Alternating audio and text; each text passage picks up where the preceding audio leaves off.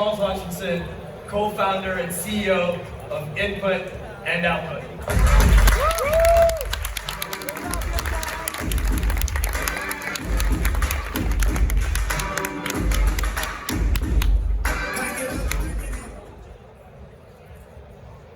Hi, everybody. Hello, Charles. 10 years and that still works. So it's good to be here. It's good to be in Singapore. I haven't been here since COVID. I guess things were a little crazy, but they're getting back to normal. Traveling in Asia is a lot of fun. I was just in Japan. I was in Osaka. I was in Tokyo. I've actually been to 10 different places in 5 weeks. So I don't know what time it is. I don't know what's going on, but things are getting done. Now, I've been very reflective in the last decade because Cardano just went through a major upgrade. We embraced governance, we embraced on-chain representation. For the last 2 years, the ecosystem has been working very closely together, workshops in dozens of countries, people from all around the world, trying to figure out how do you build an online government that allows you, as an ecosystem, to make decisions about budgets and roadmaps, upgrades. When you look at Windows, you got Microsoft. When you look at the iPhone, you got Apple. You have companies behind these big, complicated things. But protocols don't have companies. They have supporters, they have people that work with them, people connected to them. But at the end of the day, if we say we're decentralized, who's in control? Who's in charge? So we've been trying to solve that problem.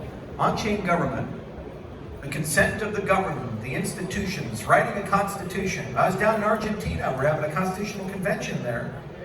Boy, that's going to be fun. Delegates from 50 countries, 63 different workshops to vote on a constitution.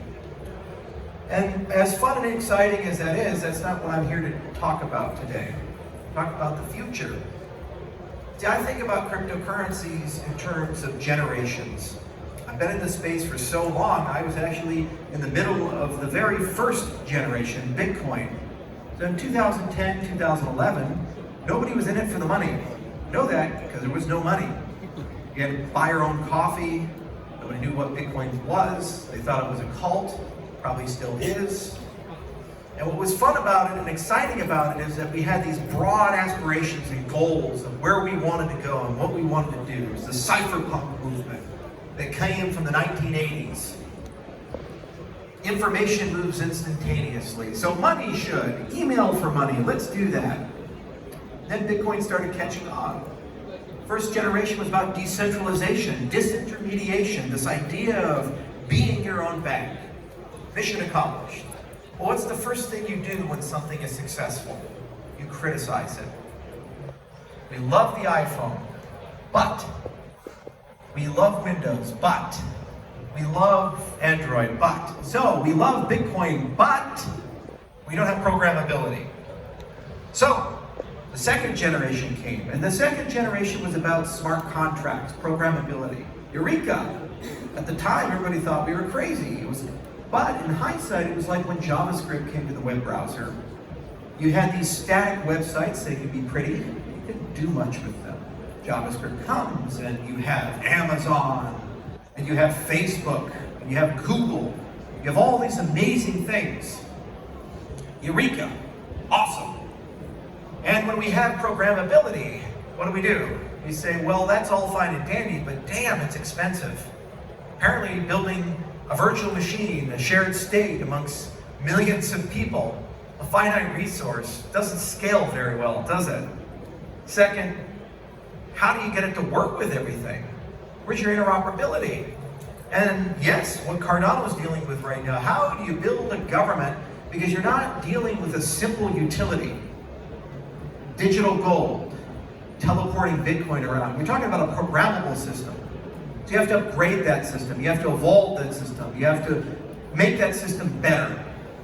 Okay. So the third generation comes in, and there's tons of booths all around. You see them. And they talk about scalability and interoperability and governance. You have your Swedes. Congratulations on Circle. Missing anyone? You have your Aptos. You have all of these people, Algorand, Solana, and yes, Cardano. And we're all fighting, and we're in the middle part of the third generation. And it's exciting and it's fun because every time you have a generation, you get a whole new scale of capabilities. When you have scalability, it means it's cheap to use the systems for millions of people. When you have interoperability, it means your systems talk to each other. You can truly build an internet of money. You can build an internet of finance. It's awesome. When you have governance, it means you harness the wisdom and the capabilities of millions of people throughout the world, the wisdom of the crowds. Suddenly, the people building on your system are your product managers. The engineers building dApps and DeFi are the ones talking about how to improve the protocol and grow the protocol. The collective wisdom of this is worth billions of dollars of labor. And we get to harness all of that. We couldn't with the second generation. And we couldn't even possibly tackle the problems we're tackling in this industry, from DeFi to intellectual property and other things with Bitcoin. That's why everybody's trying to upgrade it. So what is the fourth generation? We need one. What do we care about? Well, you'll hear lots of terms like real-world assets, okay, security tokens, DAOs, business on the blockchain, all these things. Why don't we have them? It's like the flying car, it's like fusion, it's always 5 years away. Don't worry, trillions of dollars are waiting. They'll come into our industry. Why can't we get there? Because here's the problem. Blockchains are super awesome, public stuff. They're auditable, timestamped, transparent, mutable. Good, great. You put it there, like a domain name service. You put something there, like a financial transaction. Everybody in the world can see it, believe it, it has integrity. Awesome. But what about the private stuff? What do we do with that?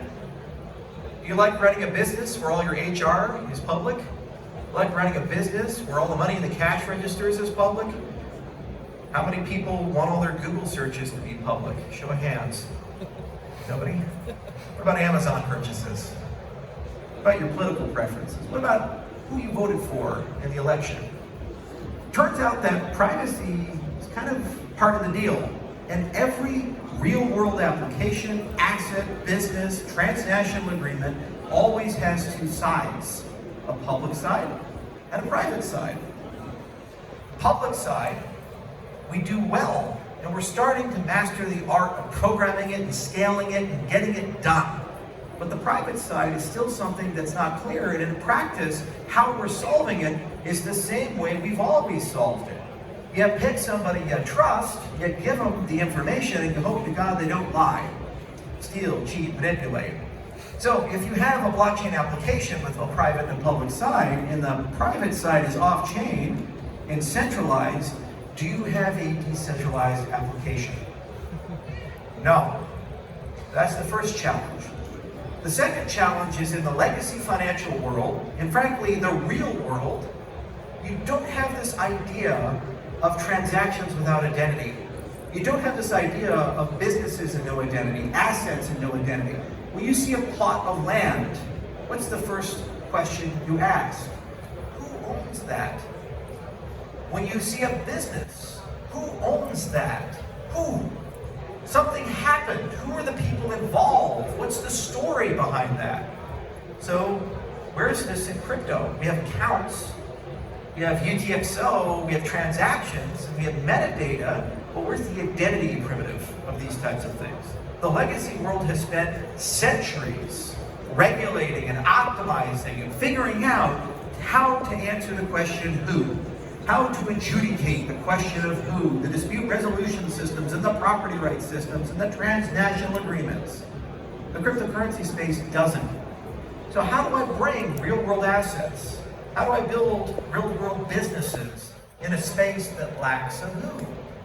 I have to invent one, a digital who. Or hurt the who. I need to have identity on the chain. So, you have to have identity with privacy, because the minute you have who, you have to decide